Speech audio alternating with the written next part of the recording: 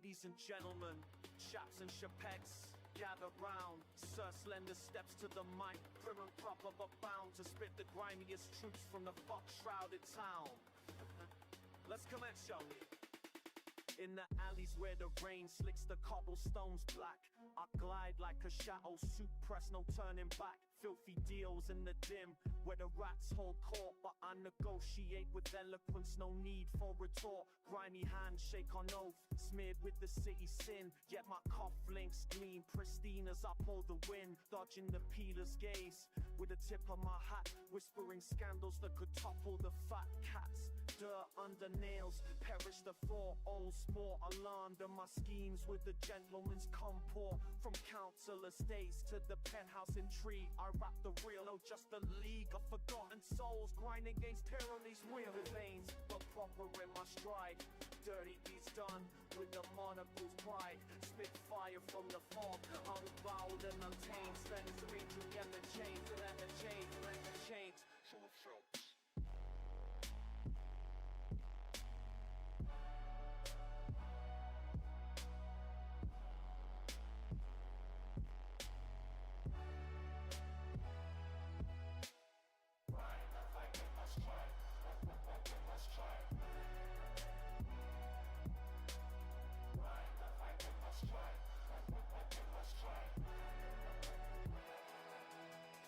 The estate towers, riddled with despair's rot, where lads hustle hard, dodging the copper's plot. I pen verses in velvet, sipping tea mid the fray, critiquing the woke folly that leads youth astray. Sanctimonious suits preaching from ivory spires, while we scraping the muck, fueling our fires. Bootleg brews and backroom best the dirtiest trade, but I articulate the outrage sharp as a blade. No censorship here, chap.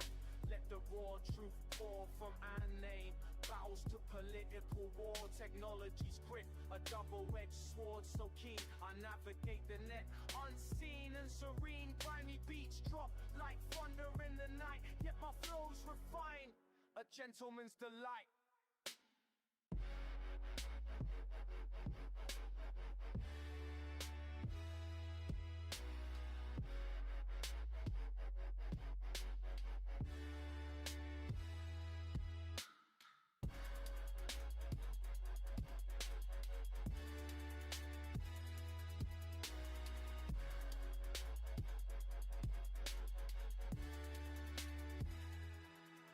For a forward from we 30 feet.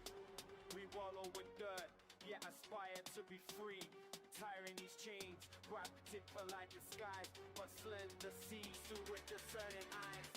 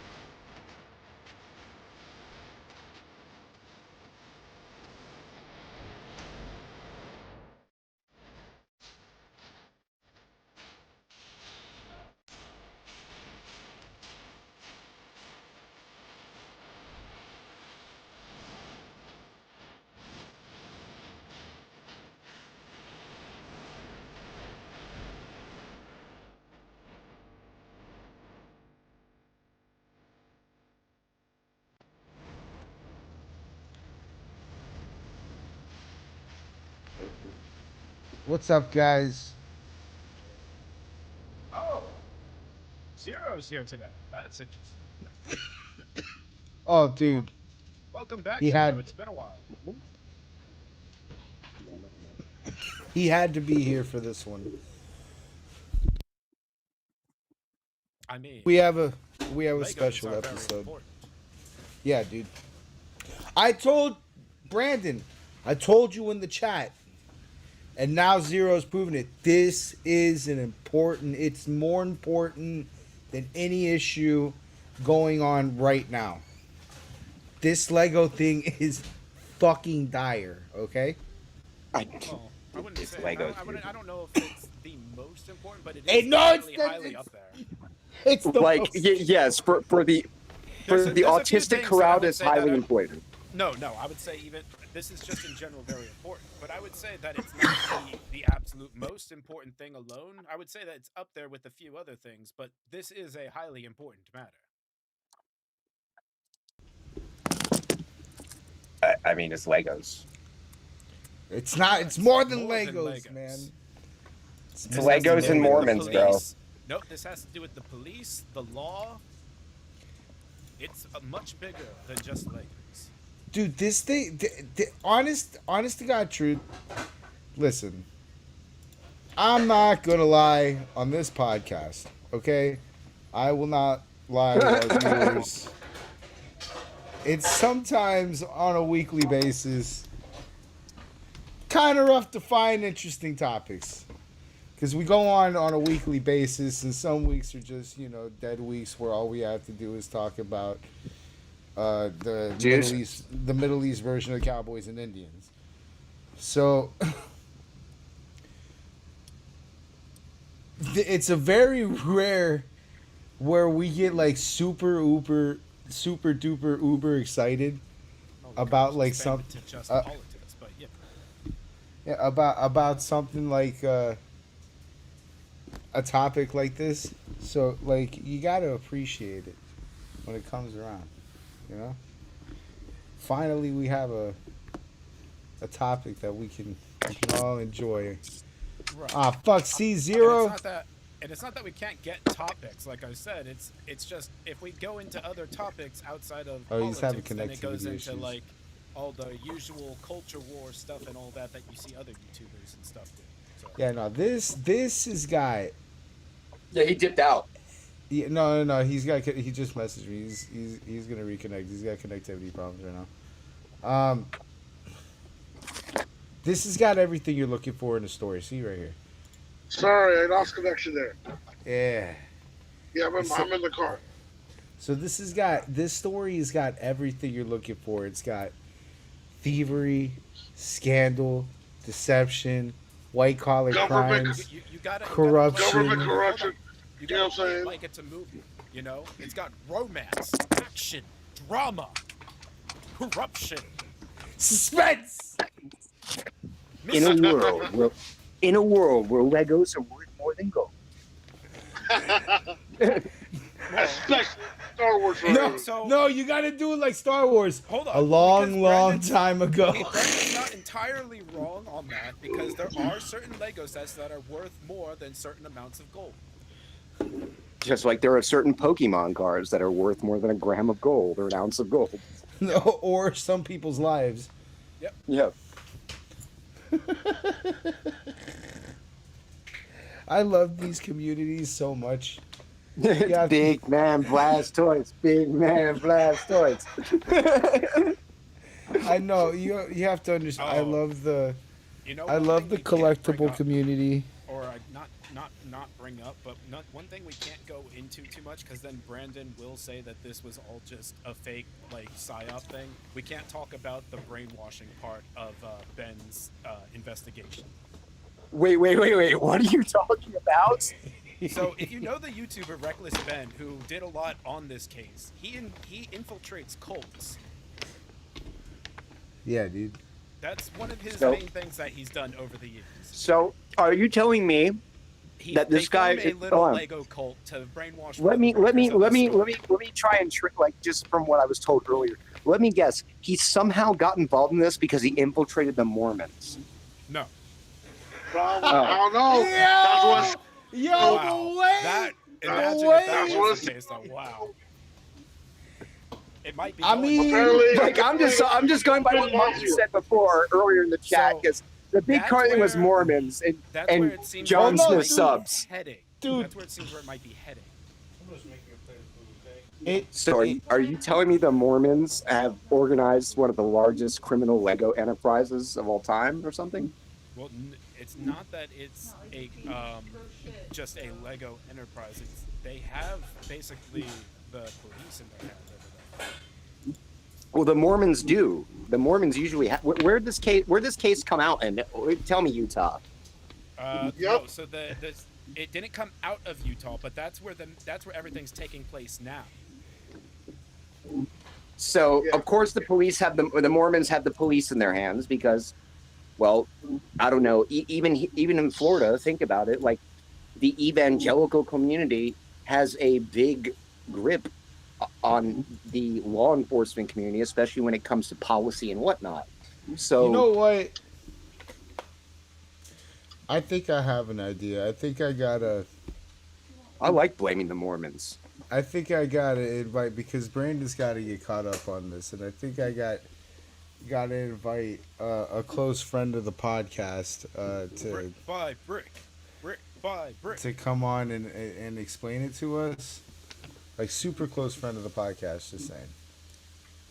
Oh wait, is that one YouTuber? Her name Reckless been conducted Oh, it's Penguin a Zero? thorough investigation on a huge Lego-related crime. And spent his life collecting what's now known as the world's largest Lego Star Wars collection ever. It's estimated to be worth around $200,000. And then the entire thing got stolen, and the police are actively working with the thieves to cover the entire thing up. The thief of this collection is actually a corporation called Bricks and Minifigs. I've heard of Bricks and Pause on this, 'cause I do Minifigs. just They need to are correct one thing about this. The $200,000 things, the whole thing being stolen, that's obviously just, clickbaity titles. It is, the whole entire collection is worth around 200,000 or just under 200,000, but parts of it were already like sold during the consignment initially before the ownership, transfership and everything like that. So they weren't going to get like all of the sets or the full amount from Bricks and Minifigs from this. They were just going to get what they were owed back or the rest of the sets back. Big corporate. Oh wait, hold on, let me bring in. Big man blast. I'm sorry. Somebody said, And I do know that they are considered, or at least were considered prior to this, the gold standard when it comes to selling your Legos. So I wrote up a contract. In the contract, it says that these are still the family's Lego sets, but every time one gets sold, the store gets to keep a small percentage of each sale. But the owner of the franchise, this woman, well, her husband had to actually leave the country due to some work-related reasons. Her and her husband were actually planning on moving out of the country, and when she informed corporate about this, they informed her that they were terminating her franchise agreement. They were threatening to call the cops on her. She was actually able to save all the security camera footage from that night, proving that everything she just said is true. All the footage and evidence is there in the security cam footage. It's him at the store kicking her out. A very important thing that is captured on film is him saying that they also take on the consignment. That means that they are legally taking on the responsibility of Brian's Legos. But this is Bricks and Minifigs we're talking about. These are super villains here. We just have them in the store and we just like to pick them up, I guess, because they were going to sell it for us, but I guess they're not selling it for us anymore. But does it sound like they want you here, right? The police officer literally didn't care at all that the store just stole $200,000 worth of Legos. So if you come back... Oh, for life? Yeah, if you come back, you could be arrested. Bricks and Minifigs knows that Brian and his dad don't have nearly enough resources to sue a company as big as Bricks and Minifigs. He's like, we're going to keep these. You're going to walk away from this. You're not coming back. And if you choose to sue us, we will drag this out in court till it is well past what this collection is worth. Option number 3, small claims court. Think about it. Small claims court is basically just like big boy court, except it costs basically nothing, and you get a judgment pretty much instantly. They went through all the proper motions and channels from what I can see. Again, I'm not an expert, but it looks like they did squeak out the W with the small claims. Like they didn't actually show up or do anything like they were supposed to. Bricks. It wasn't necessarily a W. They filed for default judgment because the Bricks and Minifigs did not respond to their claims. Yeah. And so it's kind of a win, but not. Yeah. Minifig, that is. So Ben and the gang, they did win that, and when they went to collect, they actually shut down the store permanently. I couldn't believe it. Literally one Instead of paying, they said, let's just fuck the store. day after we file motion for default judgment. Let's just shut down the LLC. Now, there's absolutely no way to hold the store liable for what they did. So these are just actual... The store was a franchise. So they just terminated the franchise. They permanently shut down the franchise, which gets them out of having to pay because it was specifically that franchise being sued. Yeah. And hey, this wasn't just like, hey, this made the news. A nationwide Lego aftermarket resale chain making headlines after being sued for allegedly stealing more than $200,000 worth of Lego products. Bricks and Minifigs, which has a store here in Huntsville, accused of stealing Lego Star Wars products from a family at an Oregon store. YouTuber Reckless Ben got involved, creating videos about the situation and accusing the franchise of stealing. He was arrested twice in Utah after visiting the home of one of the franchise executives multiple times. But Reckless Ben tells a different story.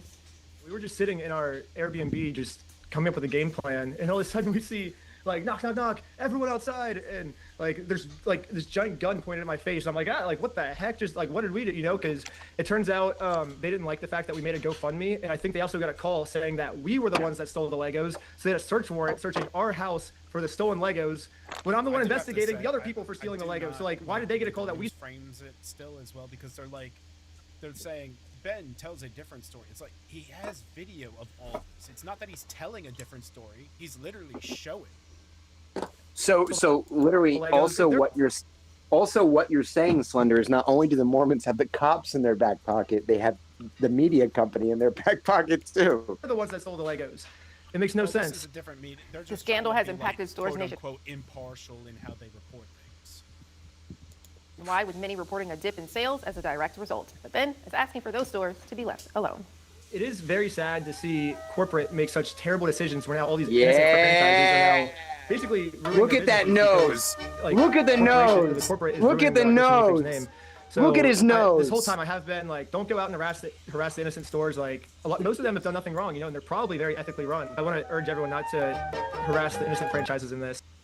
Last week, the Bricks and Minifigs corporate franchisor filed a lawsuit against Reckless Ben and the man who claims his Lego collection was stolen, alleging they Would you created stop? online content to defraud and manipulate the company. That last scene they were showing there was the part of the ploy they were doing with the employees to do their little cult. All right, so now explain the cult aspect. Okay, so Reckless Ben, his normal thing is infiltrating cults and learning how they work and everything and exposing Now, them. is that the kid? Is that the kid with the hair? Yeah, that's the guy you just saw talking on to the news and everything like that. Oh, so then why are we playing Hava Nagila, dude? Come on, bro. Because that's your thing. Yeah, but I don't think he's Jewish, is he? But I don't recall. I don't think so. No, he just has that nose that isn't really a Semitic nose, just an East or Western European nose. All, But anyway, all that's neither broken here nor looking. there. I don't know why we're getting back into Israel, Jews again. But Yeah, anyway, no, I'm always the gonna whole do thing, that.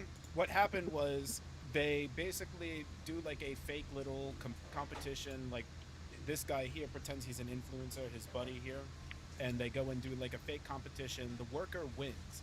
So they have this worker meet them out in the middle of the woods. Oh for a my prize, god. And they go. Wait, through is this the whole, same like, guy who bought that restaurant? No. Like the guy who, okay, so there's a restaurant that was actually, they all worked for free, and it was because they were part of a cult. So what he did is he recruited a bunch of his friends. Now anybody can work there. So a bunch of his friends went in there and just started saying they worked there. Then they all voted to put ownership of the restaurant onto him, and then he closed down the restaurant because it was part of a cult. Does sound like something Ben would do. Hold on.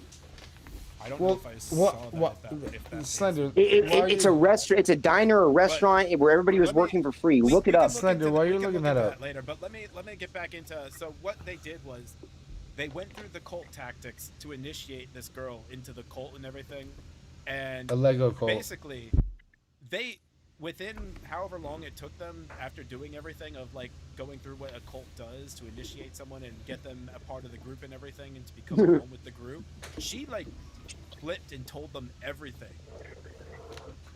Like the store owners first tried to tell the workers and everything that they paid the family or gave things back and everything like that, and that nothing was there. But when they proved that things were there, she realized that Ben was the person that was trespassed from the store, and she even told them that the boss called them, the store owner, Josh, called them and said, how do we get them arrested right after trespassing them? Yeah. And then gave them Josh's number. So, have this all. I'm not gonna go over the because the two videos are hour long. So I'm gonna summarize the videos. And then we'll There's get 4 to, videos in total, or 3 that are out. 1 is still on Patreon, not on YouTube, and Yeah. 4th is still being worked on. So I'll summarize where we're at on the videos up to the point that I know. No, Slender. I have to ask you: do you pay do you use Patreon to pay for like things like this, or do you like how do you have like such knowledge? It's out there. Like the other people have covered. I'm just it on asking YouTube. because Andy, like what's up, Andy? I can answer. Other people have covered it already on YouTube. oh, okay. I mean, to an extent, but you know, if I said everything, I would have to kill you. All right. Okay, So Maverick. can we deal with the background noise over there, whatever that is? Yeah. All right. So basically, I'm gonna summarize this as quick as possible to save you this, so we can get back to the videos that I've collected, because I've pretty much got like the reactions and all that, because I was planning on doing this part. So, guy has a $200 Lego or $200,000 Lego set in total. That's what it's worth, just about. He's like an 83-year-old man. He's like sick. He's battling, I think it's cancer. So he decides he needs to raise money. Originally it was for grandkids' college funds, but emergency situation. So he makes a consignment deal with the Bricks and Minifigs franchise owner, owner number one, I'm gonna call it. Why not Order 66? Because you'll understand as I get further. But they make a consignment deal. He gives them basically this store's entire fucking inventory for Star Wars. And for 2 years everything's going good. Then the store owners decide, they don't want to own the store anymore. One of the owners has a job opportunity out of the country. They want to pursue it. And Bricks and Minifigs. Just the wife was the franchise owner. The husband did something else. Then he had a work opportunity. That's why they were going to move out of the country. So, whatever the case may be, Bricks and Minifigs doesn't like this and repossesses the store pretty abruptly. And just to clarify on some part here, they have since changed this information, but they did initially allow in their agreements for consignments and everything in the franchise agreements and workbooks. But they Yeah, have well, since I was changed going to all cover that. I was going to cover that. Mhm. But so Bricks and Minifig has an issue with owner number one, and they abruptly take the store like on some like hostile takeover type shit. In the hostile takeover, the lady informs owner number two, the owner coming in, that she's got this consignment deal and she's not going to be able to pay it off without the paperwork. And the guy's like, "Hey, don't fucking worry about that. That's not your business anymore. Oh, that's not. We're going to handle that." That was Kai. He's the operations director or something like that. No, Brandon was the one on the video that said this to. I didn't say anything on video. I'm pretty sure it's Brandon. I don't know, it's Brandon. I'm pretty sure it's Brandon. I'm pretty sure it's Brandon. Let's go, Brandon. Test, right? Yeah, Brandon Best. Yeah, that is it. So anyway, he tells owner number one. He tells owner number one, "Hey, that's not your business anymore. We're taking over the consignment deal. Kick rocks." So that's where that happens. So the owner of the Legos catches wind of this and decides, okay, I should probably check on my shit. And that's when things go haywire, because they're not letting him check his shit. They're not honoring the consignment deal. They're basically acting like they don't know who this fucking guy is, and they trespass him from the store. And then when he goes and tries to demand his Legos back and shit, or he's gonna sue, the guy Kai, the guy that we were just talking about, the marketing manager or whoever, he basically tells them, "Look, buddy, you can sue us. We're gonna drag it out. It's gonna be fucking." No. Kai says it to Oh, you're talking about when they're talking Yeah, to yeah. Brian? Yeah, no, when they're talking to owner one. You can sue, when they're talking to owner one, and they said this to owner one, but they also said it to Brian, the owner of the Legos. So they basically tell the owner of the Legos, like, hey, you can sue us. We could drag this out. It's going to be more expensive. It's going to be way more than your collection's worth, and you're probably not going to win. But you're more than welcome to fucking try. Brian doesn't have the resources to do this, so he's kind of like in a shit position. Reckless Ben comes in. This is the YouTuber that we've been talking about that studies cults and shit. He's got a lot of dark shit on his channel, so he's trying to do something light for a change, and he picks up on this Lego story. It turns out to be just another cult. And it turns out to be some more cult shit.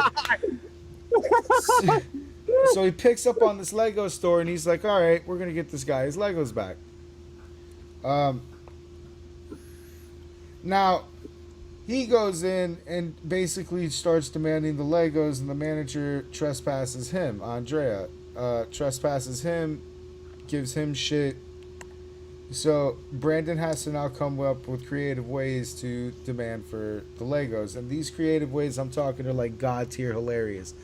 One of them that I can remember, he had come up with, because all of this was civil, because he kept calling the cops.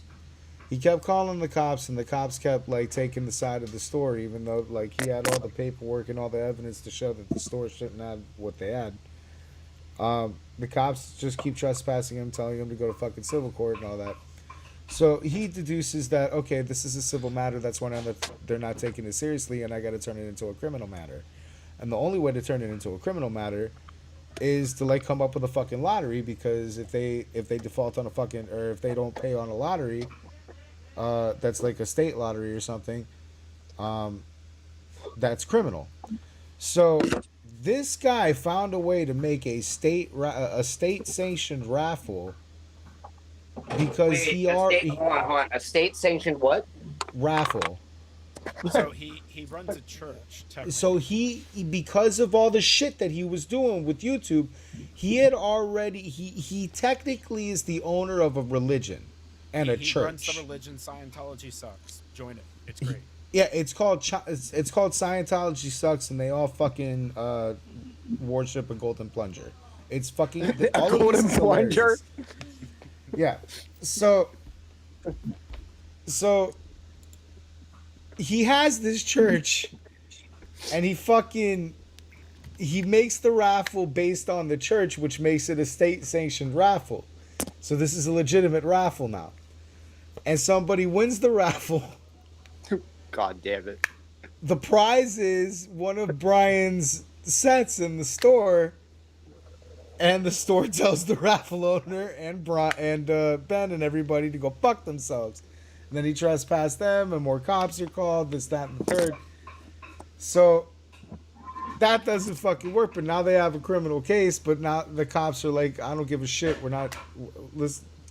it's either you fuck off or we're going to arrest you.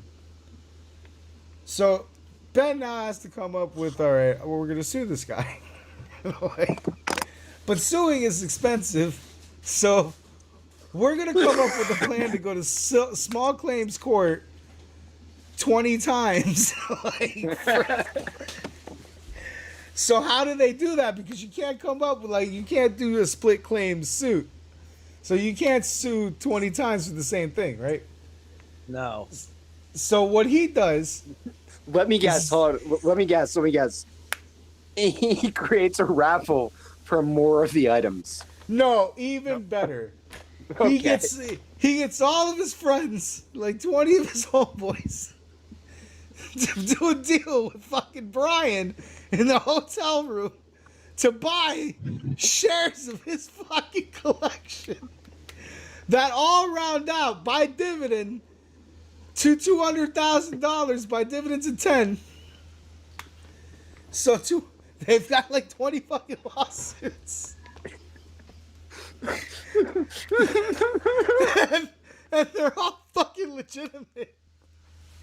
So they all go and sue the guy. Monkey, like this is gonna be the first time I've ever done this on the show.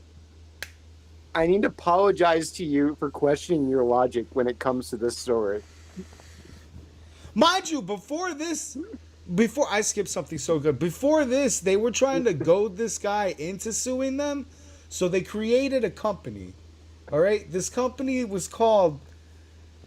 Like it looked like it was called. We Steal Old People, but the tagline is Bricks and Minifigs. Wait, back it up. What's it? Slendy. What's it called? It's called We Steal from Old People. Is the company's name. By the way, everyone check it out. WeStealFromOldPeople.com. Buy their merch. And then the tagline is. Hey, Slender throws in a fucking buy their merch tagline. That's amazing. And then the tagline is Bricks and Minifigs. And that's technically not copyright because their company name is Bricks and Minifigs. And the way they organize their logo is just like how this guy has on his shirt right now, which looks a lot like, the Bricks and Minifigs logo. But mind you, there's no law against where you put your tagline, how big it is, how you organize. There's no law on this, okay? Yep. So that's a fucking tagline. That Bricks and Minifigs, nice and big, like that's just the tagline. The company and the name. tagline is We Steal from Old People. The company name is We Steal from Old People. Is WeStealFromOldPeople.com. So they were trying to goad them into a lawsuit like this. They also made franchises. And that didn't work. So then they would go and they would make merch. And then they would sit outside the Bricks and Minifigs location and fucking sell the merch. And they were stealing customers. People were buying shirts and fucking off. They weren't even going to the store. They had sat there for their first day for like almost the entire work day before somebody like walked inside and said, "Hey, do you know about the guy that's selling shirts out front of your door?"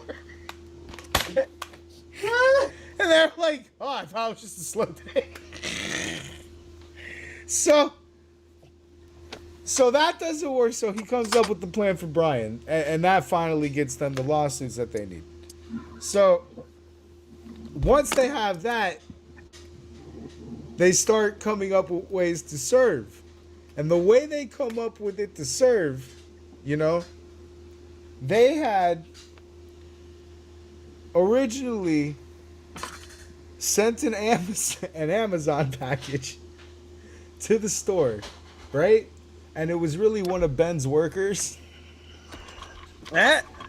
So, to get a signature from Andrea, which was the manager. And so Andrea signed the package, but in the package, it was actually a contract. So she signs a contract. In that contract, there's a bunch of hilarious shit. Like, she technically owed him like $40,000 because she had called the cops like 100 fucking times on him. And in the contract, it says for every time she does that, it's like $5,000. Andrea is the one he put in there for the cult thing? No, that's the manager of the store that's a bitch. Oh, okay. So she racks up like that contract is hilarious, but like we get to the point where like she figures out from that contract that this dude's like sending fake people to the store to do shit to her. So to add to that, he sends a quite clearly fake Guinness Book of World Records guy to come and give them a Guinness Book of World Record for the largest Lego collection ever stolen by a franchise. And they wanted Andrea to sign for it, and she said no. And she, told them to get the fuck out of here and whatever. But now she knows, okay, everybody coming in for this guy signing papers and all that. Her name was They're Amanda, not Andrea. They're fake. So her guards let down. So the next wave of people he sends in are people that are serving the lawsuits. And all they gotta do is leave them there and serve her, right? And she's not fucking looking at them. She's just whatever, letting them on the table because she thinks everything's fake. And there's a whole, and the workers are taking them on behalf of the store. So they're legal services. So the store is getting served like 200 times before they figure out, oh fuck, okay, maybe this is a problem, bro. Like, is they're seeing a pattern, and they shut down for the day. So when they get to the court, they never respond to the papers. There's this whole like issue getting them to respond to shit. So they never respond to court. They go and ask for a default judgment. When they get the default, they go to the store to collect on the payment. The store has been closed. And that's how they got out of not paying Ben. So Ben's like, all right, well, they closed abruptly. They didn't tell the public. There's a bunch of people commenting on their shit that they're mad that they didn't say anything. They had birthday parties planned and all that. We should at least tell these people the truth about what happened. So they print a big old fucking sign that says something along the lines of like, we stole from an old dude, they sued us, they won. Yeah. We closed this store so that we wouldn't pay them. Oh, yeah, the sign they put on the store. Yeah, and they put this... We stole from a family, and they...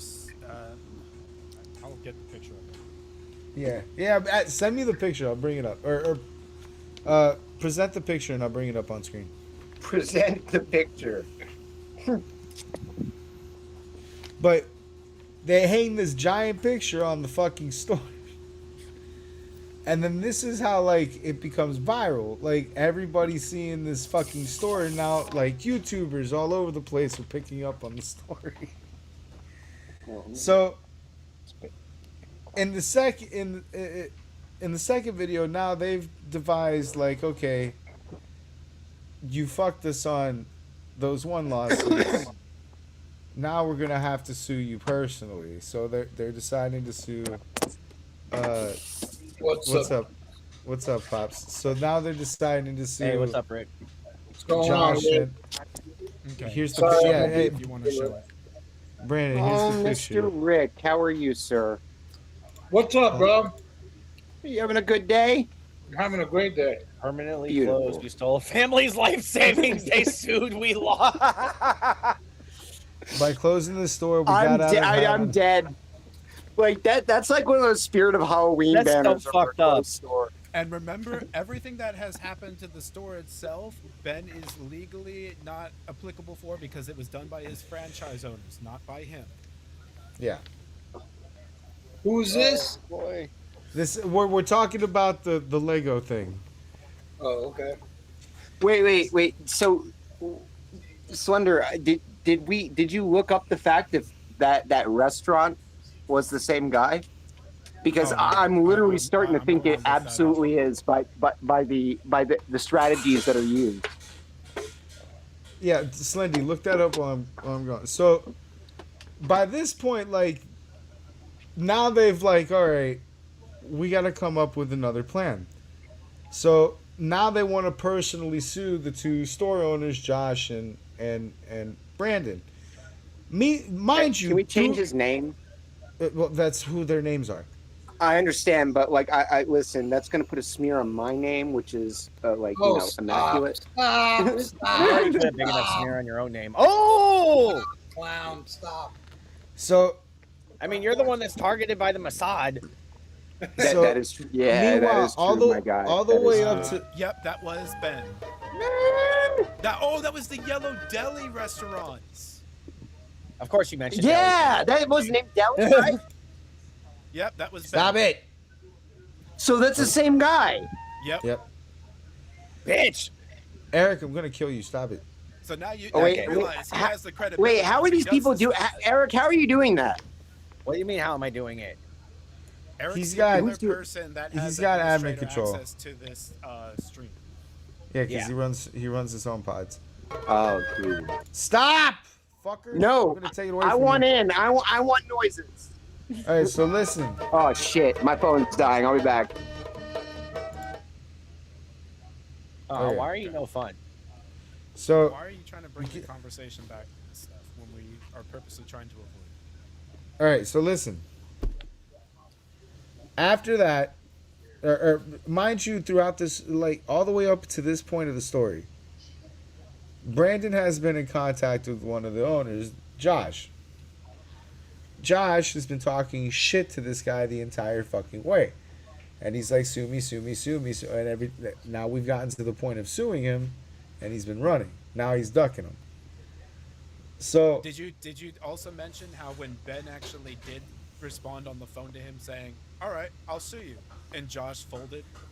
yeah, he was like, hey, we don't have to go that route. Well, I guess kind of folded, but then still, played him along. So now we have to find a way to serve Josh and Brandon papers. But first we have to have like civil conversations with them, which they don't go well. Ben gets the cops called on him at Josh's house and then at Brandon's. What does this have to do with Legos? Hold on. Well, this is all based on. You missed the first part. So, like the first part, in like a 2-minute order, company steals a $200,000 collection from an old guy. Old guy's pissed off about it. Well, his son, because the father had like a heart condition or something, so they're trying to Yeah. avoid stressing him out. Yeah. So his son's taking the battle and like they're fighting about it. YouTuber caught wind. So. Getting back to where we were, Brandon's trying to have a civil conversation because it's legally required before they go and have a lawsuit that they at least try to amend it civilly. He gets the cops called on him. These cops are quite clearly working with Josh now. So in this first round with the cops, I don't know. Josh tells the cops that these kids have like drugs, like heroin and shit on them. So when the cops stop them for like stopping at a stop sign, because that's what they stopped them for, they told them that they didn't stop at a stop sign, but they have dash cam footage that literally shows them like stopping, full stop, seconds counting at a stop sign, and then turning right and getting pulled over. After they were already following them since all day, basically. Yeah.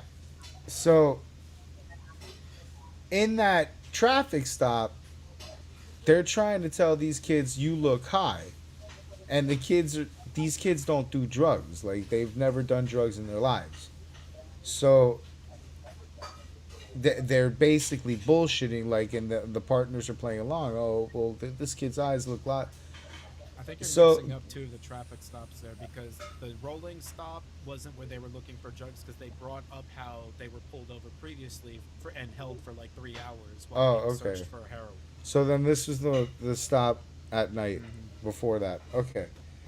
The stop at night before that was what was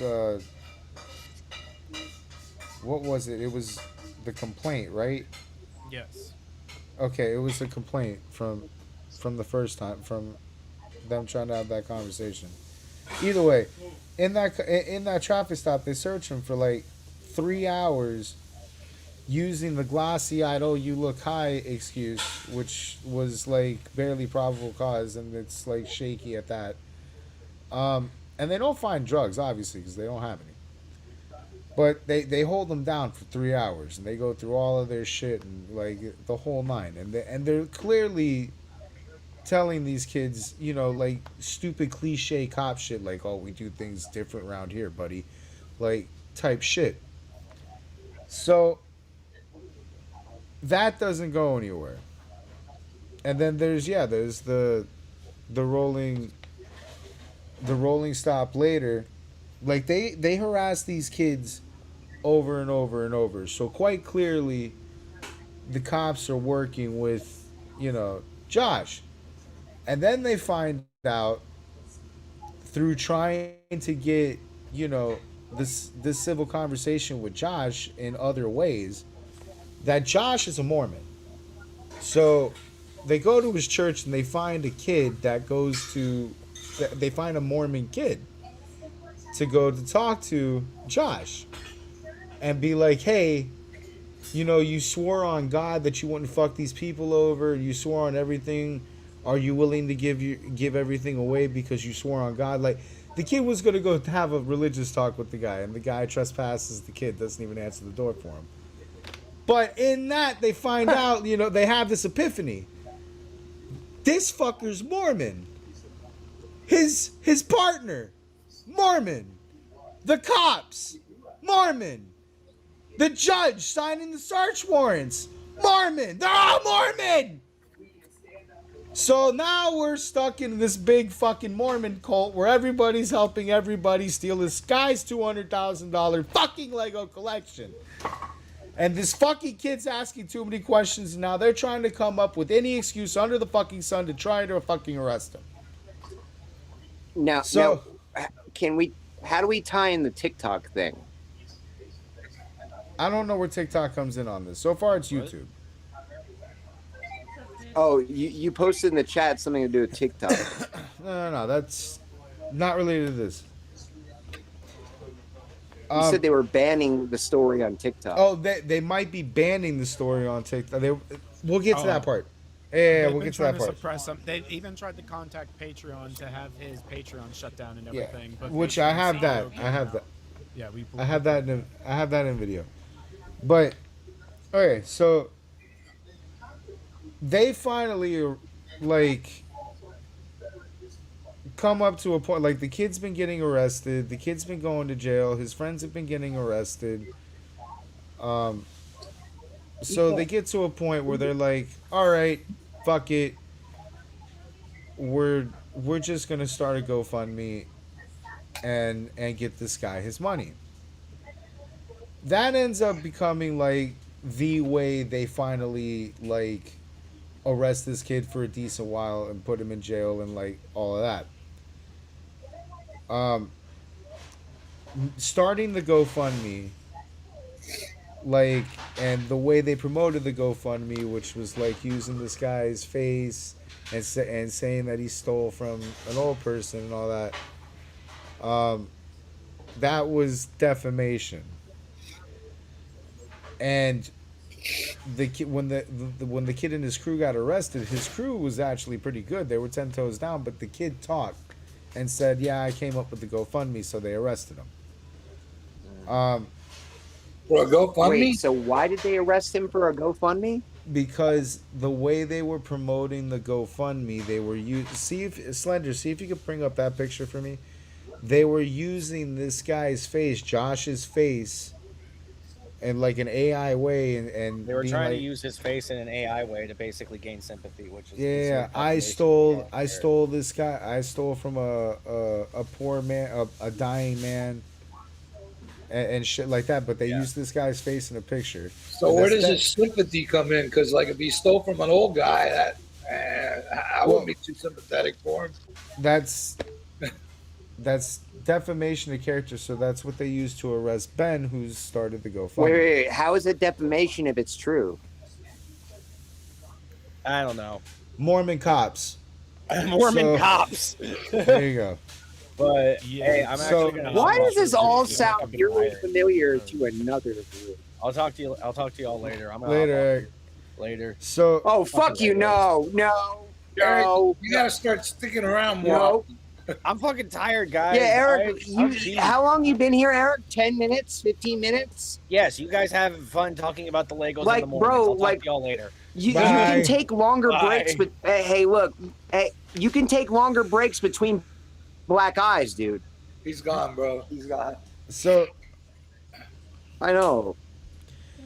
So, at this point, when the kid gets out of jail, he finds out before he gets home, like someone calls him at his house and being like, "Yo, the cops are here, okay, and they're looking for you, and you have an arrest warrant out." So the kid's like, "I'm in fucking Mexico." Oh, I jumped too far. Before this, they raided this kid's. they raided this kid's Airbnb and arrested him a second time, like on a serious case. They raided this kid's Airbnb, and a judge signed a warrant for this, for stolen Legos that he never had because he didn't steal no Legos. So, like, multiple arrests and all this, and now they're looking for him at his house. He decides, all right, I'm going to Mexico. So now he's talking shit in Mexico. So we're at this point. Like, now I have videos from there, but like that whole story would have taken 2.5 hours of YouTube video for me to play. So I figured summarizing it is the best way possible. But like that's basically the story so far. Now, all right. What I'm gonna play now was Bam's original response. Some minifigs officially responded to my Lego video we made about them, and I haven't read it yet, but someone just sent it to me, so I was like, well, let's make a video about this. This is not Lego video part 2. Part 2 is still on my Patreon if you want to check it out. Patreon.com/RecklessBen. This is just our response to Bricks and Minifigs response. Okay, should we pull it up? Actually, wait, before we start the video, we gotta talk about our sponsors. This video is sponsored by We Steal From Old People, and you can visit us at www.westealfromoldpeople.com. We're actually at We Steal From Old People's headquarters right now. This is our office, and we've been taking phone calls all day. Give us a call. We would love to steal from old people for you, if you want. Yeah. But we can't take credit for our business model. We're literally just stealing from Bricks and Minifigs. They're the ones that thought of this genius business model, so they get all the credit for this. They posted this on their website. Let's see what they said. Over the past several months, many in our community have seen posts and videos regarding a dispute involving the former Bricks and Minifigs location in Salem, Oregon. We understand the frustration and passion behind these discussions. Do they understand? I don't think they fully understand. Because when I went to ask him about this was his response. What's going on? So you guys are holding some of our Legos? No, we're not. You're not? No. Bricks and Minifigs is built on a community of collectors and families who care deeply about fairness, and that is a value we share. Maybe Bricks and Minifigs just shows their care in a completely different way than most people do, and they show that care by stealing from people. To be absolutely clear, Bricks and Minifigs does not condone, tolerate, or participate in the exploitation of anyone, especially older adults or vulnerable members of our community. I fucking love that they just specifically put, especially older adults. Or vulnerable members of our community. If they're not exploiting anyone, especially older adults, why are they stealing from old adults then? That seems like a weird way to not exploit old adults. Yeah. When a complex business dispute is reduced to edited social media clips, critical facts are often lost. While we will not litigate this online, which they are currently doing, we want to clarify the core situation. Okay, so I see what they're saying. So right now they're saying this is all a big misunderstanding. Ben has edited these clips to make us look bad, but we're not really bad. Now, for the rest of this article, we're going to share our side that Ben left out, is what I'm assuming they're saying here, right? Sounds like it. Maybe we were wrong. Maybe Bricks and Minifigs is right, and we should give them a chance to share their side of the story. So let's see their side. So it says, the reality of the consignment claim. Much of the online narrative centers around a private consignment arrangement allegedly made by former Salem store. It is vital to understand that Bricks and Minifigs Corporate was not a party to this alleged agreement, nor were subsequent franchises who took the ownership of the Salem location after the former owners were removed. So Bricks and Minifigs does have a point here. The previous owner, according to Bricks and Minifigs franchise agreement, they're not supposed to do consignments. They're supposed to buy the Legos and then sell them. So I think the old owner broke the rules. However, this does not, basically what this is called a whataboutism. Is what they call it in politics. Basically, Bricks and Minifigs is saying, well, to take the focus off the bad thing we did, look, the previous owner... Debate, not politics, but good job. Also did something bad too. So because she did something bad, that makes, I mean, it just makes both of them bad. It doesn't make them, this doesn't prove their innocence. But we'll keep reading. Maybe, I mean, this is just the first paragraph. Corporate did not assign, approve, or authorize this arrangement, which is further proof of why they should not have the Legos in the store. If this is something that the brand doesn't do, if Bricks and Minifigs doesn't do consignment deals, then they should just give the Legos back, right? There's no reason for these Legos to be in their store. They didn't pay for them. They're not doing a business deal with Brian anymore, so just give them back. Easy solution. Franchisees operate independent businesses. While they must follow system standards, the franchisor does not automatically inherit responsibility for private, unauthorized agreements a local owner may enter into. This is basically corporate saying, hey, we can't control our franchises, exactly, right? Yeah. And then, but the problem is when you go to the franchises, they say, well, corporate told us to do this. You're supposed to be getting a hold of corporate. And in the security camera footage, corporate's the one taking over the store. So how is this political? Hold on. Important to note because he skipped it. In the contract is Slender alluded to it earlier. In the contract that they had, they were allowing consignments. When the first owner had the store, they changed the contract to not allow for consignments because of the situation. But that was new. That wasn't, like, they were allowing consignments. How is this political? Because there's police corruption involved, right? There's what? Because there's police corruption involved. Listen, not everything has to be about the Jews, dude. I didn't. These That's claims- Brian's. That's Brandon's fucking thing, not mine, bro. I'm not. Requires serious evidence. Oh, wait. Pause that. Did somebody say You Jews? said not everything has to be We about have the Jews. repeatedly- And I said, no, that's your thing. Well, we already established they play a role in this. Asked for Like the original moment document and Monkey undocumented said recordings that support TikTok these was banning the accusations. videos. So isn't that funny? Did we try to get the evidence over to you guys? Yeah, did I remember that time when I had all the evidence in my hand and I walked into the store and I just said, hey, here's all the evidence. I'm not judging you. Let's figure this out. And what do? Can we have like a clip like playing right now? Yeah, let's roll the clip. Well, so here's still all of the Lego sets you guys still have. I don't have anything to do with that, and I don't want that. You can go ahead and leave, and I'm going to ask you one more time. This is the last time. I do not want that. You're not handing me anything. I tried for a long time just to get her to look at this contract. Why do you think your friend would be entitled to our inventory? What's his? He owns the Legos. Huh? He doesn't own the Legos. Well, yeah, we have a contract. He does own them. No, bro, are you an idiot? Are you stupid? Josh, the police is showing up right now. Oh, that was a good clip. I guess this clip is them begging for us to give them evidence. It right? sounds like it. And that we were the ones that refused to give them the It evidence. makes no sense. They literally go, we have repeatedly asked. Okay, that's bullshit. Selective social media posts and investigative style videos are not a substitute for the complete records and legal agreements that govern the rights of all involved parties. Okay, let's put all the evidence right here. We got the consignment deal. We got the full inventory list that the Bricks and Minifig store made that shows which sets were sold, which sets are still in the store, and which sets Brian has not been paid for. This was an inventory list made by the store. Here's the security camera footage of corporate knowing there was a consignment deal. These are ones that he has not been paid his percentage yet. And if I don't have the tickets, I won't know how much I need to pay him. That's a business thing and not necessarily yours. He's taking on the business, he takes on all that consignment. Here's all the metadata timestamps pictures of the sets that were still in the store when the owner got kicked out. I've printed all of this proof out and tried to give it to them, and this was their response. You could go ahead and leave now. Really? So you could go ahead and leave now, or I will call the police for harassment. Well, I'm not harassing you. Wow, that was a really good clip. Yeah. It shows exactly what they wanted, which was obviously to talk to you. If a legitimate claim exists, there are established legal and dispute resolution processes to handle it fairly. Attempting to force a business outcome through public pressure, especially on unrelated stores and employees, is not a productive or fair path forward. Basically what they're saying is, let's figure this out the legal way. Well, we did what he said, actually. We did sue him, and we won. And then they didn't like the legal way. Bricks and Minifigs was the one who didn't want to do it the legal way. Do you know why? Why is that? Because this is what happened when we won. Dang it! They closed down their entire store because Bricks and Minifigs did not want to do the legal way. Bricks and Minifigs stores is a private business with the right to protect their premises. We will continue to support our owners in prohibiting disruptive conduct or harassment. It's not about silencing criticism. It's about, oh, they're not trying to silence criticism. Now, I feel like Bricks and Minifigs is doing whatever they can to silence criticism. And if you don't believe me, watch part 2. Moving forward together, our position remains simple. Bricks and Minifigs Corporate was not a party to the unauthorized Salem Consignment Agreement. Wait, they were a party in the theft of the Legos. Any legitimate claims should be resolved through the proper legal channels where facts can be evaluated fairly. And we already did that. Yep. The facts can be evaluated. We put all of the documents on the screen. We ask our fans and creators to consider the human impact of the content they share. Fairness is a two-way street. It requires looking at the full picture and respecting the rights of unrelated small business owners and their staff. I mean, shouldn't they care about people below them? This doesn't say how they're moving forward.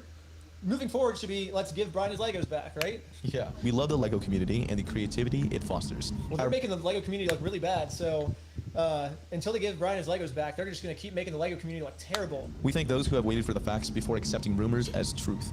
I think what they're trying to say by this line is that they have the facts and we have the rumors, right? Because we're just trying. Seems like we're the ones that have the facts. I mean, we put all the facts up on the screens, and he now has a narrative with no evidence. You got arrested, So, Rick. These two guys. Fought for and who continue to support the local bricks and These two guys are the ones that got Yeah. arrested. Minifigs franchise stores. And what Here did we they go. do wrong? Because this matter involves active legal issues, we will provide further updates only when it's appropriate. Short answer, fucking nothing. They didn't do anything. and right? legally permissible to do so. So basically what they're saying is like, we're not going to respond again. And they're saying it's because we can't legally do it. Their legal issues are with me. Like we've already been to court, like I think 3 times. I can share my side. Why can't they share their side? Unless their side would get them in a lot of legal trouble and they could go to jail, I guess, is why. Let me ask you Actually, it makes sense something. now. Why is this guy wearing a shirt that says Briggs and minifigs steal from old people? So yeah, that was part of the story from before. So in order to goad them into suing them, because they wanted to get them into court, they came up with a scheme where they were going to take their logo and their likeness and sell merch for it to get them into a lawsuit for trademarking. And then on the back end, to save their ass, the company's actual name is We Steal From Old People, which is this in the green.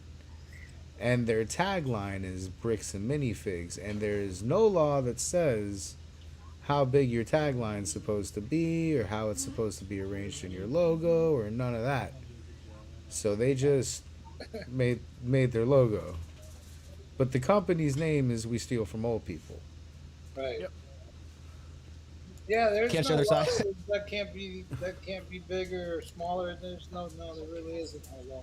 So now, in this part, I wanted to say, or before I get to this video, so these two are the previous owners that had the original consignment.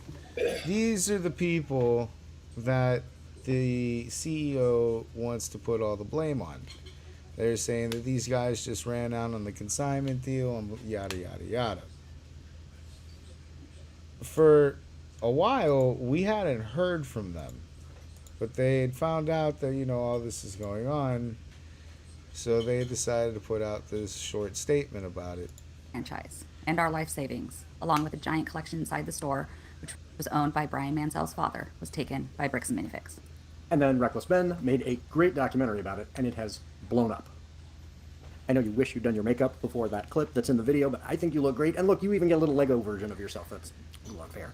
I'm just blurry in the background. Now it's going nuts across a whole bunch of social media platforms. We want to clear up some common misconceptions and add some details. And yes, it gets even crazier. We will save the craziest detail for the end. First of all, I am not Amanda. I'm Crystal, also go by Chris. I'm Benjamin, not Reckless Ben, the YouTube documentarian. the I'm Benjamin devil. Gorman, the novelist. We co-owned the franchise. I managed the store. We purchased the franchise in February of 2023. So At first, Slender, everything- I was right. He did own the store with her. Things seemed to be going really well. There were problems right from the beginning, ways that BAM was not in compliance with their own franchise agreement, but the store was doing well. I loved my customers, and it seemed like everything was going to work out fine. Then we decided to move overseas because of my work. I'm a publisher at a small press, not a big publishing, and we thought we might need to be publishing from outside the US for political reasons. When we approached BAM about selling the store, they pretended to be open to the idea, though they would later admit they had been planning this. A guy named Brandon Best showed up on a Thursday night and demanded the keys. They threatened us with the police and promised to do an inventory and compensate us. They said they understood there was a large collection on consignment and acknowledged they were taking that over. He's taking on the business, he takes on all that consignment. They told us the same thing they told Brian Mansell, that we could fight them, but they would drag it out and make it so expensive we would be putting ourselves into a whole lot of shit. Their words. Here's their executive product manager and director of operations, Kai McAllister, on the phone with us the night they took the store. If we go the legal route, it's going to be a very expensive battle for you, and it's not going to be a good position for you guys to get into. There's not a whole lot of options for you. If you want to go the legal route, it's just going to be a mess, and it's going to be expensive for you. Yeah, so why not consider talking with us rather than leaping to this? We jumped on the call with Crystal this morning. And you talked with her or you talked at her? We talked at her. If you fight this, then you're putting yourself into a whole lot of shit. It sounds like a threat, and I can acknowledge you doing that because in a way it is. Hold on. I mean, we have no choice, correct? Yes. Hold on. Missed that last part. That's like the spicy part. Sounds like a threat, and I can acknowledge you feeling that because in a way it is. I mean, we have no choice, correct? Yes. Notice, that's not some franchisee. That's corporate.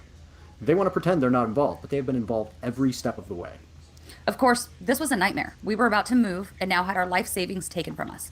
We still tried, but this loss made the relocation untenable.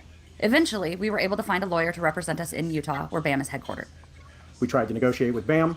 Just as they threatened, they dragged everything out and refused to even offer a settlement. They've tried arguments that are so contradictory, they make no sense when put together. They claim they own the store so they can take it, and also that they never owned the store in between taking it from us and selling it to Brandon Best and Josh Johnson. It can't be both. They claim in their newest public statement that it's all our fault they took Brian Mansell's father's collection because they don't allow consignments. But they were always aware of the consignment. They promoted it when it was on the news and in the newspaper a year before they took our store, and the franchise agreement expressly allows consignment, in contradiction of their newest statement. And we've since learned they were saying all kinds of crazy things about Chris behind her back, both to customers and to employees, which are slanderous, to try to blame this on her. And once they even tried to say we never owned the store in the first place, which would mean all their claims that it's the previous owner's fault would be lies. And I guess that you were unpaid labor for 2 years? So yes, we are suing them. And yes, they are trying to make it so expensive we'll have to give up. If you fight this, then you're putting yourself into a whole lot of shit. We believe the best way to get Brian compensated is to win our lawsuit and include the full value of his collection in the damages so that he can then be compensated. So if you want to help Brian get paid for his collection and help us, and hold these horrible people accountable, please donate to our GoFundMe so that we can afford to fight them to the bitter end. And if you can't afford to donate, we get that. Please. So everybody, So- more pandering. So so those are the previous franchise. Well, the Yeah, previous- I know, but previous still, franchise like- owner, they were the co-owners. As the husband. Now, said, he works in public. now my phone cut off. Like, what was the reason for them closing down the store? They said they were moving. because they lost the lawsuits to Brandon on default, or to Ben on default. So they closed the stores so that they wouldn't have to pay out the lawsuits. So then again, they're also by definition. Let me see if I got this straight. By definition, that makes them also shitty people, right? You're thinking Monkey's talking about the couple right now, right? No, Oh, not the okay, couple. yeah, I am. No, yeah, that's not the couple. Corporate is what did that later on. The couple was trying to. They were going to sell the franchise and move. Okay. They were going to sell the store and move. Corporate took it over, terminated their franchise contract last minute, and sold the store to the new owners that did all this stuff with the permanent closing and all that stuff. Now, let me how much is what was it? Bricks and minifigs, like that company. That company probably has a lot of money, correct? Yes. They're number All right. one So why are they They worried are about literally the $200,000? number one Lego reseller store. So why are they even being a cunt over $200,000? Is my question. That's a very good question. Oh my Most people God, have been dude! asking. That's the $1 million question. Like I said, that's the what's stories made no sense. The Like, story's got everything, bro. bro. All right, so wait. Now, before I play this next one, Like something else my that- thing is this: is there a piece is there a piece in that collection that could potentially be worth that? Like, I don't think it's like I don't know. It's because I know when I sold my Pokemon. it's an extensive Star Wars collection. But what I'm saying is, I get that. But what I'm saying is out of all my Pokemon cards when I sold them, right? And this is one of the key reasons the person I sold them to said to me, "Look, are you sure you want to sell this?" And I told him yes, because I'm not going to get them graded. Pokemon cards are buying houses now. Yeah, but that's you see what I'm saying? That's what I'm asking. Was there a figurine or something very minor in that collection? No. I don't think the Lego. collection was huge. It had a lot of figures, a lot of sets, and everything like that. The entire. But what I'm saying is, collection I came don't up think to Lego. I don't think Lego is something like Pokemon, where a mini figurine could be worth as much as $200,000 just by itself. Oh, you'd be wrong. Okay, no. That's why I'm asking. I would like to understand that. So, do you think maybe somewhere in this fucking vast collection, there was something that has been overlooked to the point where it's no? No. The whole collection was appraised, thoroughly, itemized, thoroughly So and valued the thoroughly. most expensive Lego minifigure itself is a solid gold 14 karat C3PO. It's valued itself at around 200,000 with only 5 made. Okay, so that's the most that now like Slender, you can confirm that's the most valuable piece, right? That's the most valuable minifigure. Like out of all Legos. Out of all the minifigures in Lego, that is the most valuable. All right, right. Okay, so what like I'm trying to like look, I'm not arguing. I'm trying to make sure the thoughts I'm having are on point since I'm not as educated. No, on there's not one magical item in this set that's worth a crazy amount of money, and that's why they're stealing it. The reason, set that's worth the money. The reason they're stealing it is the entire set is enough to fill a store. Dude, how is that even possible, though? That's what seems to be the reason at this one. I mean, nothing else seems to make sense. It's taking a store's inventory. That's crazy though. Like I mean, I would think like that location was about like maybe at least like how big was the location? The size of a card shop. Like can you put the picture you had of like the whole storefront up again? It was probably bigger than a regular, regular small. Like a GameStop, bigger than a GameStop, right? I think it was like 2 storefronts of some, that's not even the one itself, I don't think. No, but they're about this size. That's like a GameStop, right? Yeah. Yeah. About the, Like I was debating in my like the one in Kaiser, the way I was thinking is like, is it bigger than a GameStop or bigger than a Toys R Us? Like I was like, wait a minute. No, it's a GameStop size. Smaller than Toys R Us. Some of them are bigger than GameStop, though. It depends. Like the one in Kaiser. Yeah, that one looked bigger than a GameStop. Yeah, the one where all this stuff happened in Kaiser, that one was bigger because they also had like a party room and everything in there. A party room? Yeah, funny thing about that, a little extra funny thing about that, when they permanently closed, there were people who had like planned party events and stuff, and there was one party that actually showed up, and because they didn't announce that they were permanently closed or anything until like days later, there was people that showed up for like a birthday party or whatever, and were waiting like hours in the parking lot. So let me ask you a question. Like, was this like a Lego resale store / like Chuck E. Cheese or something? Not so much. It was more like a Lego store, but you could also like trade and resell. It was a Lego store and cult gathering. They had a so like some of them the way like. So like the way I'm seeing, like I'm gathering, it's like if I like there were certain stores back where I used to live in Florida that were very small, but on the weekends they would have like Pokemon League. Is that what you're comparing that to, or is that comparable? Like obviously they would rent out the store to just do their thing to trade. No, Pokemon I don't think so. I think they just did birthday parties and shit, dude. No, they just did like birthday parties, little parties. They didn't rent out like the whole. So like, what did they do? Provide Legos and have kids build them? Like, so I'm just in curious. the store, I don't know if you saw the part of the video where they were doing like the little competition right before the brainwashing stuff to the employee. I didn't even see the brainwashing stuff. The store had like bins of just like loose bricks and everything, along with like actual full sets. And Okay, so it's like a Lego building party. Okay. Are you done? That's actually pretty cool. All right. I'm not gonna lie. All right. So, before I get to this next clip, the CE Bricks and Minifigs, they went on, a cyber campaign to try to silence Ben, and they hit up YouTube, they hit up all of his videos on YouTube with copyright strikes.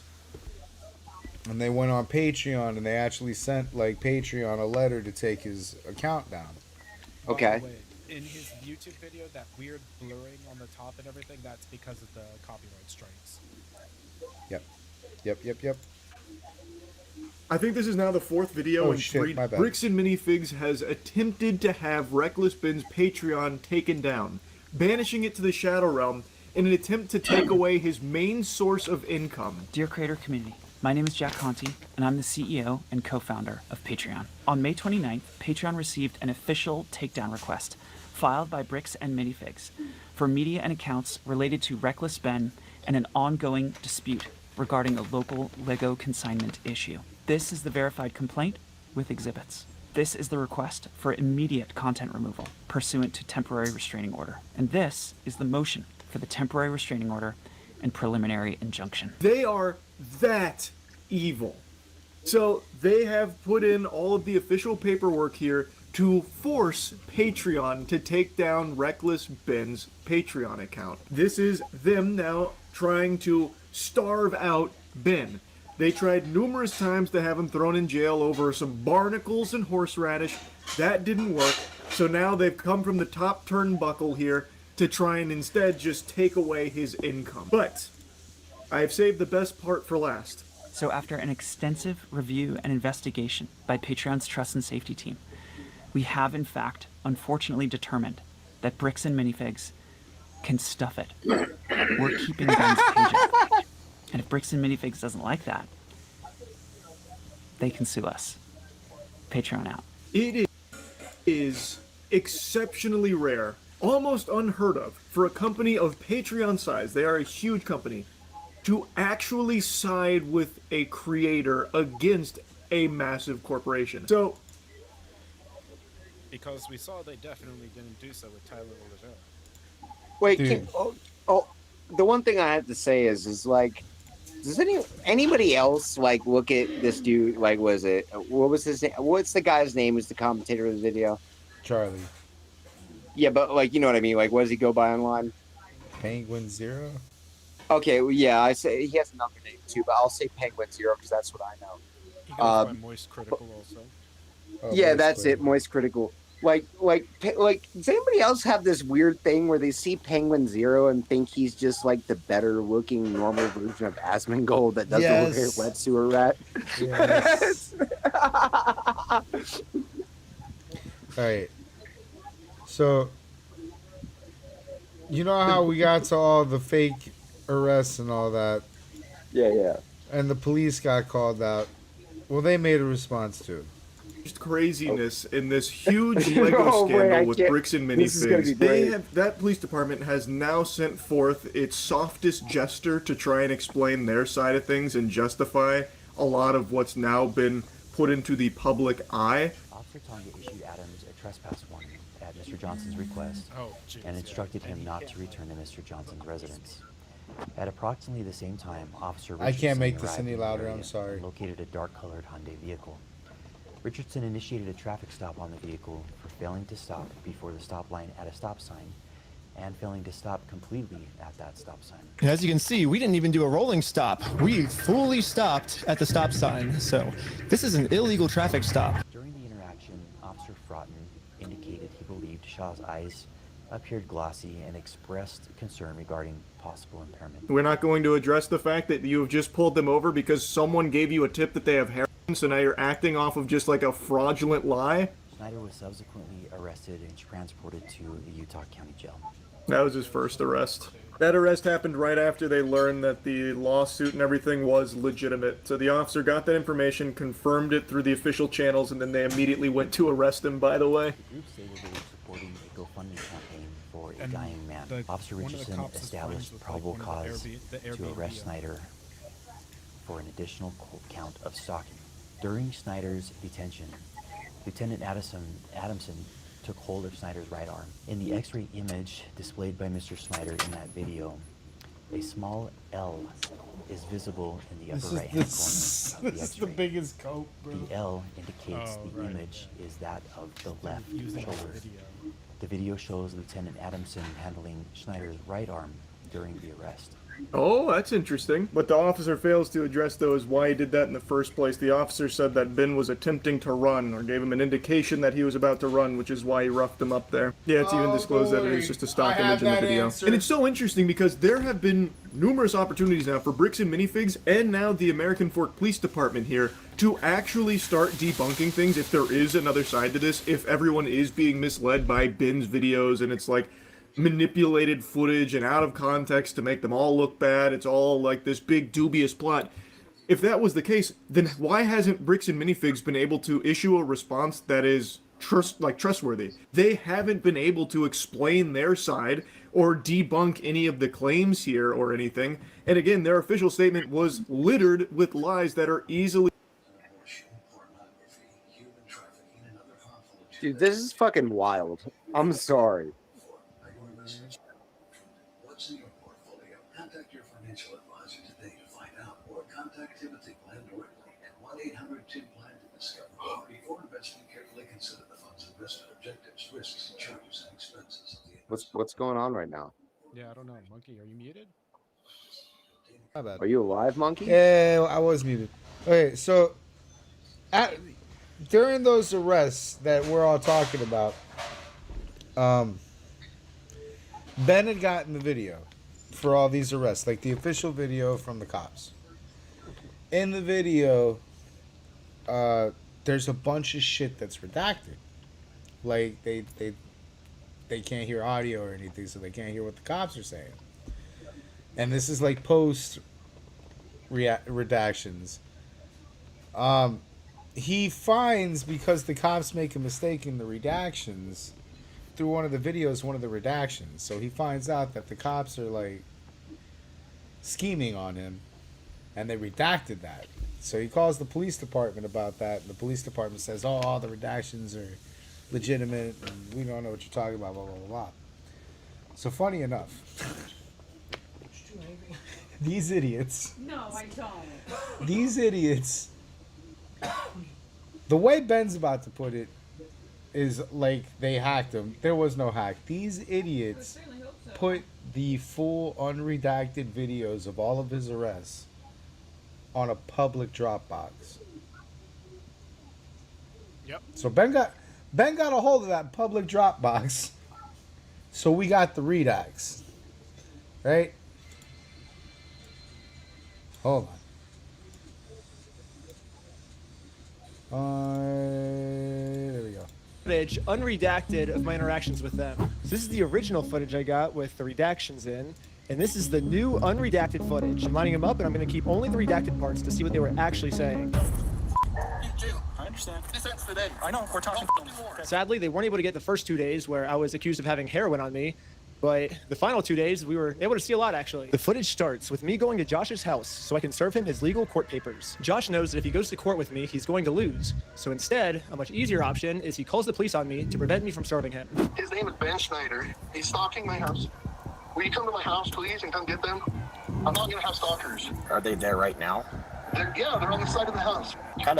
One of the dispatchers made a note here saying that you were gonna shoot someone. I'm done with this. Officer, can you please help me and my family and make this stop? Yeah, absolutely. She had a consignment deal with a guy named Brian Mansell. A year and a half, almost 2 years, she had this consignment deal with him and she never paid him. So right away, Josh is lying to the police, which Josh took it over. I'm done. My bad. Ben Schneider, he's reckless Ben. They sent people in saying they're gonna murder our manager. I'm done. What are you guys doing here? So we are in a court case with them, and we have to serve them legal papers. She is a process server, and she's trying to serve you papers. She's not a process server. Okay. Get the papers. Have the you- fake have you papers. dealt- They're fake. Go get the papers. Okay. You're okay for bringing those over to you? Absolutely. Okay. They're fake. You got the see those papers? Yeah. So this is what you're trying to serve them with? Yes. I wish we could just send them an email. I wish we could just send them a phone call, or the court could send to them. But this is what we were required to do from the United States court. We're just following the instructions of the government. He thinks if I just call the cops on, he can get away with it. But we're showing him like we're not going to let him get away with his crime. So. Okay. You okay if I give these papers to him? Yeah, for sure. Okay. Hang tight. Are you okay if she just gives you the papers so we can just get If her? you look at the papers, I've talked to the Kaiser Police Department. There's nothing filed. So no, I'm not accepting service from him. Okay. Absolutely not. It's fake. Okay. It's not real. That's completely fine. Can you fucking imagine? Can you fucking imagine, like, all this time you could just do that? Like, I didn't know you could do that. Fucking. You have that right? Yeah. Literally, all this police officer has to do is be like, "You are served," and then he doesn't even have to accept them. He could be solved 1.5 thing purposely. What do you want done today? Besides, obviously, talk to. As much as you humanly possibly can. I can screen charges. I'm open to screening charges through our attorney. Yeah. Instead of serving these court papers, like the police officer promised me he would, This officer would rather screen all possible charges for me to see what random stuff they can make up about me. I'm gonna go talk with him, give him this paper back, since you do not want this. Can I peek at it? What was that? Can I peek at it? It kind of puts me in a little bit of a All right, bind. it's fake. There's no lawsuit in this. Okay. So anyway, I'm gonna give this back. If he had any Oh my integrity, God. he would have been like, yeah, you're served by. Because here's the thing. Like, think about this logically. Do you think a process server would show up with the guy that's been harassing a YouTuber to serve papers in Utah? Josh knows that if he gets served these papers, it's going to be really bad for him. And at this point, it seems like he's willing to make up any story he can to get us arrested before he gets served these papers. They sent a lady in, and the lady's like, "Oh, I'm going to murder you," to Amanda, the manager. And now, Josh has just committed a felony. Lying to the police officers about a false threat I made to get me arrested is super duper illegal. He called the store a billion times, threatened the employees. He does not want the paper. So He's not want the papers? here's that back for you. Okay. I'm not sure what this is. I've never seen something like that. To be honest with you. These are court papers. Okay. I'm very sure that. Okay, see ya. Yeah, process server's really going to ride with the YouTuber. I mean, how stupid does he think I am? They have fake service papers. And the girl is like, she's like, "Oh no, I got to serve him these papers." Like they printed up a fake lawsuit, you know? And I'm like, "Oh yeah, do you think the process server would really be riding with the YouTube guy to deliver papers to a guy that he's been harassing?" I'm like, "Do you think I'm stupid?" Well, I don't hold know what up. to do, man. He does kind of bring up a point. Like, Oh no why no was no he- no! It gets answered. No, like I literally don't believe the guy. I don't believe the man. No but, no, like, I know what you're about to ask. This video is about to answer that. Okay, let's go. We're ready and willing to arrest these individuals for Utah's statutes for cyberbullying and digital stalking because they're using electronic means for communication and coordinating their stalking. Oh, it's digital stalking, not stalking. It's all of the above. Okay, but because they're continuing to use additional tactics and other things like that, thinking that they're being cute and whatnot, can't continue. So somebody has to be arrested to show that they can't continue to do this. Now we're just kind of wanting to know what you want done on this. As much as we humanly possibly can. He's going to submit, have a screen for charges with our prosecutors, right, with our city prosecutors. He is very adamant that he wants to serve you with papers. Okay. That's fake.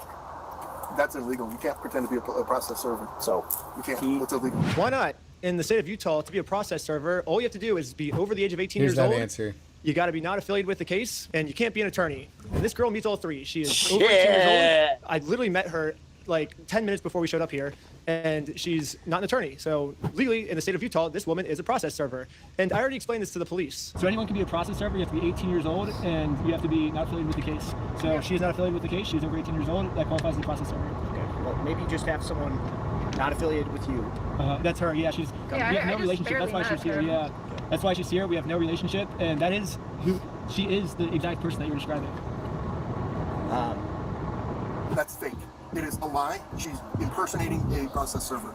So for this girl to be impersonating a process server in the state of Utah, she must either be under 18, which the cops took her ID and verified she's not under 18. Do you have an ID or anything like that on you?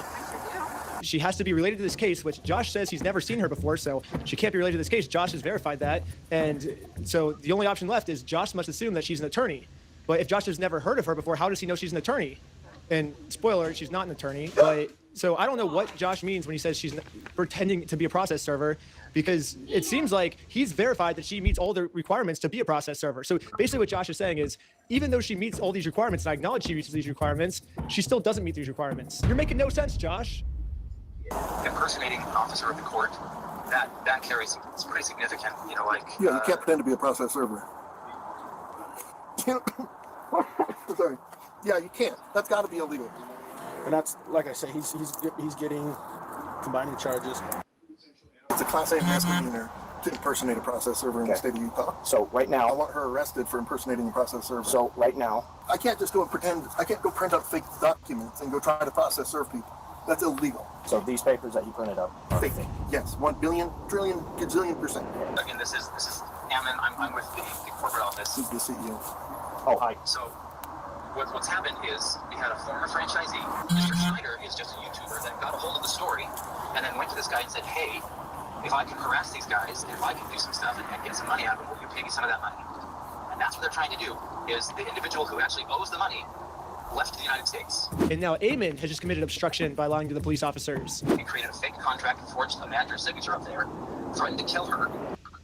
I didn't sign no agreement. I'm not beholden to somebody else's stupid agreement. I like how he can just lie to you guys and just straight face. Oh, you owe me $200,000. I'll check with the court, see if it's a valid civil case that he's trying to push through, and we'll go about it that way, okay? Thank you for holding. How can I help you? Trying to speak with someone to verify if a case is, just verify if the case is real. Yeah, looks like a real small claims case in our court. Okay, thank you for your help. That's all for today. Thank you. And after this phone call, I guess the police officers turned off the microphone on their body cam because I guess they really didn't want literally anyone to hear this, even if someone gets a hold of the unredacted stuff. Not even we now can get it to hear what these police officers are saying. But anyways, the police officer ends up going back to talk to Josh. They're screening some charges, okay?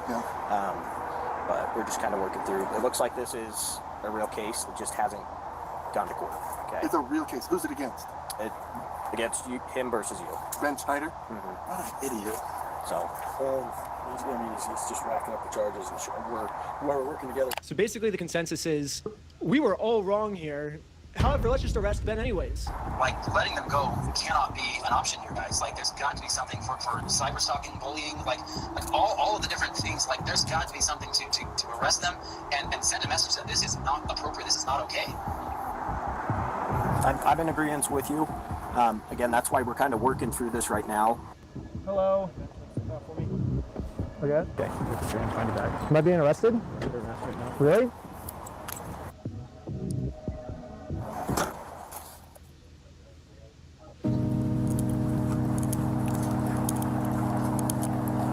I love you. I love you. Oh, There we go. I love you. Okay, I love you. I love you. So now let's get to the search warrant, where the cops raid my house because they heard that I was the one that stole the Legos from Brian. So I might have found out an answer of why this cop was so rough with me and threw my arm back. Before we enter the property, the cop warns all the other police officers to make sure we are not filming. Hey, they're probably going to be quick to film. They're probably going to be quick to pull their phones out, so just be aware of that. However, when we got raided, I instantly pressed the record button on my phone because I was terrified these police officers were going to do something and try and hide it from the public. But I guess the police officer sees that I'm filming, and once he sees I'm filming, I think he was like, as punishment for filming me, I'm going to bend your arm back upwards and injure you, is my guess of what happened, because afterwards he says this. The main kid had his phone recording, so I shut it off, but... The other kid had a GoPro. How many did you get? You got Ben? We got 5 right now. Including Ben Schneider? Yeah. Sweet, that's good. Next, we got some unredacted footage of... Ayo. Now think about that.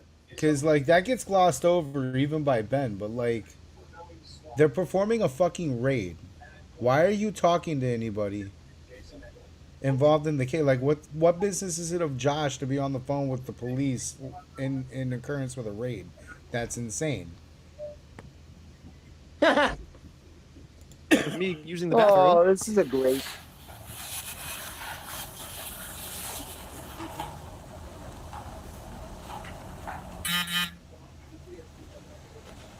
Another thing about this unredacted footage is we get to see the police's entire office building. We get to see their detective board of us. We get to see that they're actually a member of the Church of Scientology Sucks. All my old school fans will know this, but basically I made a religion called Scientology Sucks, and it legally got approved by the IRS. And Scientology Sucks worships a gold plunger as their god. I even got it tattooed on my wrist right here. It's like a plunger cross on my wrist. I guess the American 4th Police Department is active members of the Church of Scientology Sucks because they literally put my god on their desk. That's exciting. We have a felony stalking case right now. Felonies. Everyone's facing felonies. That's pretty serious, yeah. It's super serious. I know that you've been told all of, oh, it's a fundraiser. This guy stole $200,000. Yeah. If that was the case, that guy would be in jail. Yeah. So No, we're going to use critical. Anyways, we're going to fast forward a bunch. So this is basically a spoiler for episode 3, but basically hold this up a Bricks and second. Minifix company. Did he say it was a Church of Scientology and not the Mormons? Church of Scientology sucks.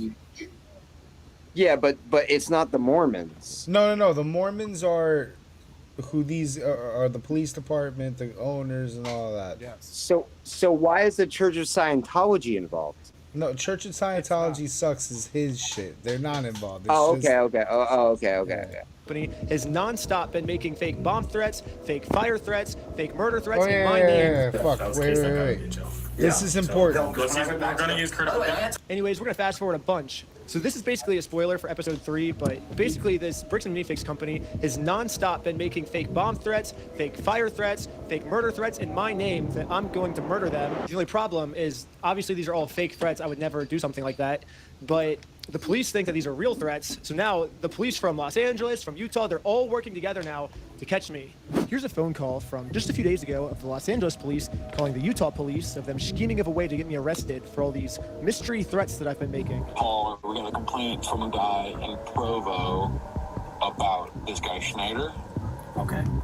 And so it seems like I talked to the guys in Sandy police too, and then trying to get a hold of Provo police. So it seems like, yeah, Schneider's kind of all over the place. Yeah. Basically, so he called me and he's just like, this guy's crazy. He's like making threats against us, my employees, our business, et cetera, et cetera. It seems like this guy might live in LA, or his last known address is in LA. So I guess I'm just trying to track down like what you guys are doing, if anything. I know, like, at least I've been told that there's technically a couple open cases. This guy's already being charged in Utah by 3 different places. Like, what are we doing? And yeah, where he actually is. No idea. Okay. I know we had asked to hold him until we had further, but I'm guessing they just let him bond out. So. Okay. The only problem is I'm in a place the American police have no jurisdiction over, so they're never gonna catch me here. No American police in sight. Good luck finding me. You are never gonna find me, police officers. So where is it? Mexico? He's in Mexico. I don't need to go through this. This is more copium. So the latest development in this story is actually not a video, but Well, it's a video being worked on. the And it will latest be on his development, Patreon when it's out. the latest development that I have. This is a. Yep, I was gonna bring that up too. I'm glad you got that. This is a statement from Bricks and Minifigs regarding the two guys that you've been seeing, Josh, the bald head dude, and Brandon, the guy in the store that was telling them about their consignment deal, the two owners of the business.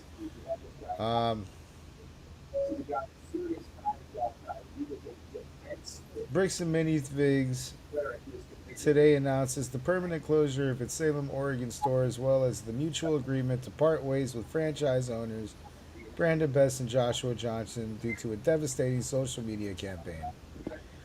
While fact investigation continues, BAM's current state of its investigation has uncovered significant evidence of gross negligence and how the store was previously operated by the prior owner, as well as operational gaps during the transition and the subsequent management of document recovery. More importantly, BAM leadership has personally reached out to Brian Mansell and family to meet to review documentation revealed in the investigation and come to a mutual and positive resolution. The findings are directly related to the ongoing situation involving collector Brian Mansell, whose father's Star Wars Lego collection was part of an unauthorized and private consignment deal in the Salem location that predated Brandon and Josh's ownership of the store. We've been asking for documentation for a long time. We'd asked Mr. Mansell and others and did not receive enough to give a clear picture until recently, thanks to internal and external operations assistants and those who continue to stand with us, and we finally have enough to proceed with the resolution. Now that we do, Brian, we continue our offer to sit down with you and be prepared and are prepared to discuss dropping the lawsuit against you. Let's go through the spreadsheets and POS data together and ensure you are made whole monetarily, and ensure that whatever Star Wars Lego was or remains in the Salem store, whether you identify as yours or not, you can have it. We will ensure you are compensated for anything unaccounted for, including what prior owners failed to compensate you for without your knowledge. We're ready when you are. The investigation also produced new documentation that dramatically challenges the speculative social media narrative around the Mansell collection. Evidence shows that there were 3 sets of books being managed by the previous owner regarding the collection, all with different accounts of what was sold and more reliable high-end market values for the entire collection, which is more accurately estimated at $95,000 to $100,000. Consistent with what Brian himself stated publicly on the Collecting Weekly podcast, and consistent with the $80,000 in products and/or cash he sought when he visited the store around November 2024. Additionally, a review of POS data between September 23 and November 24, during the time Miss Law Gorman confirmed she was exclusively storing and managing Mr. Mansell's collections under the undisclosed side agreement, a signed copy of which BAM still does not have and is currently underway. The $200,000 figure circulated publicly by Mansell on his personal Facebook page was never a documented value, simply the promotional value they used to bring excitement for the public viewing in November 2023, an event in which Ed Mansell, father of Brian Mansell, was also documented by both parties as present. So they're basically saying they lied to their customers about like how much that shit was actually worth it to begin with.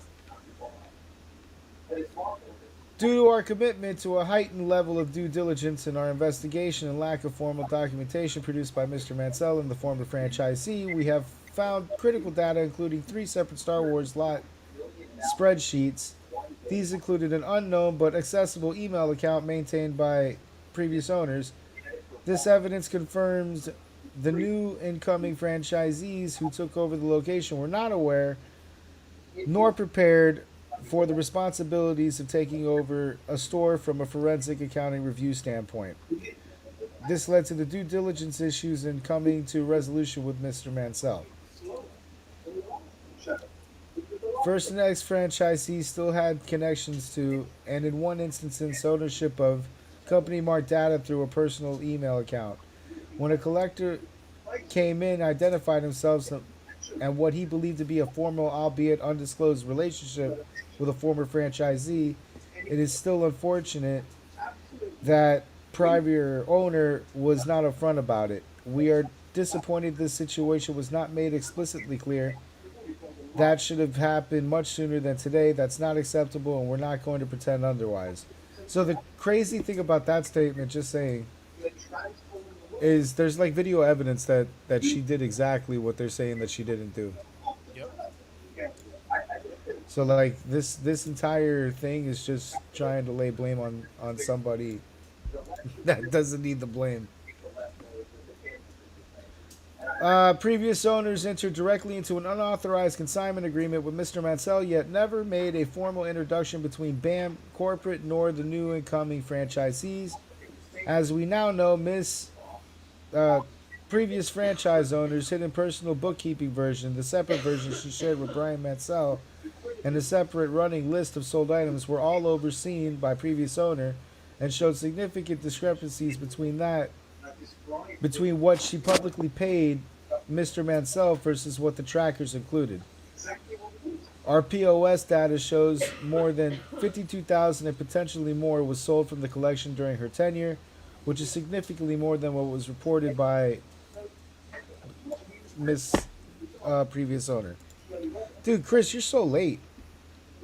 I'm You missed this sorry. whole saga, bro. I'm sorry. Crystal Law I- Gorman was never authorized to enter into consignment agreement with Mr. Mansell through the franchise and never introduced Mr. Mansell to BAM or the new incoming franchisees, and we know that's bullshit because she Bam proved Margera? that. No, bricks and minifigs. You're lost, so you're just gonna have to keep up on this.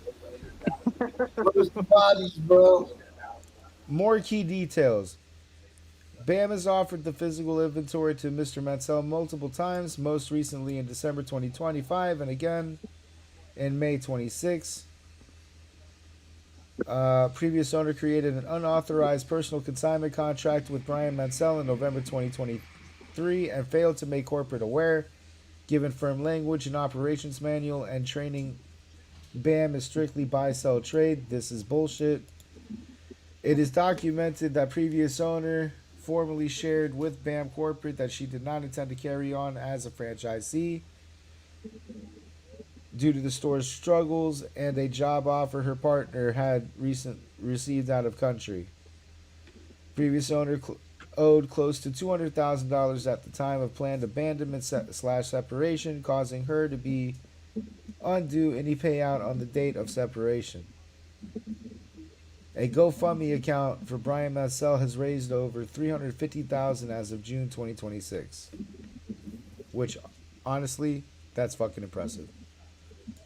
So yeah, that's the Bricks and Minifig saga. A fucking wild ride.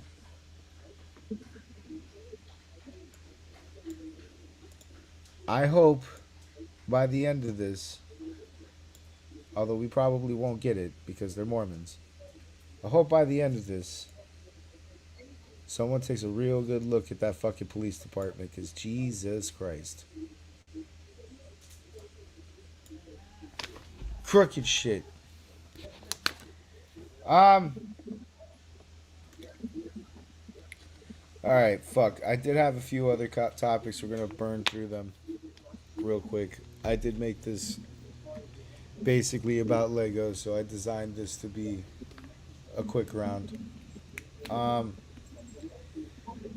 Since Pops isn't here, and I know he would want to be for this next one, we'll just skip that until he gets back in the chair. We'll do the war update first. War update. Yeah, war update. Let's get to the Jews.